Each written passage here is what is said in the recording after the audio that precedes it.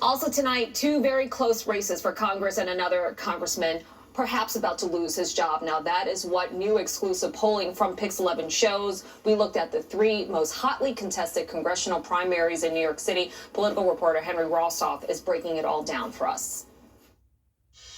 Our exclusive polling with Emerson College and The Hill took a careful look at these three deeply Democratic districts where there are competitive primaries, and the winner of these Democratic primaries will be heavily favored to move on and serve in Congress. These elections can also be viewed through the lens of Mayor Zohran Mamdani's political power. In the 10th Congressional District, that's Lower Manhattan and Brooklyn neighborhoods like Park Slope and Sunset Park, Congressman Dan Goldman is well behind in our poll as he seeks a third term.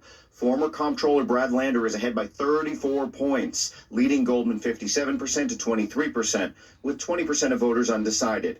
Goldman's team says his internal numbers have things much tighter. The consensus among political watchers is that Lander, backed by Mayor Mamdani, might be ahead, but no one was expecting it to be by this much. Up 34 points against an incumbent who has not suffered any sort of devastating scandal is pretty remarkable. So that the poll today, I think, just foregrounds not only that he'll win, but he'll win by a considerable margin. In the 12th Congressional District, that's Midtown and the Upper East and Upper West Sides, there's a battle to replace outgoing Congressman Jerry Nadler.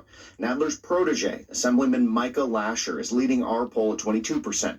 Assemblyman Alex Boris, who talks a lot about the future of AI, is at 20%. Then social media commentator and grandson of President Kennedy, Jack Schlossberg, is at 11%. He's followed by Republican-turned-Democrat and President Trump critic George Conway, who's running on an impeach Trump platform. But note, still a lot of undecided voters at 32%. Next is New York 7 along the waterfront in parts of Queens and Brooklyn, where Congresswoman Nydia Velázquez is retiring. Mamdani is once again flexing his political muscles. He's backing fellow Democratic Socialist Assemblywoman Claire Valdez, who's at 23%. Velázquez's chosen successor, who has a lot of experience in local politics, is Brooklyn Borough President Antonio Reynoso at 21%. Councilmember Julie Wan is at 13%. Once again, a high number of undecided voters at 43%.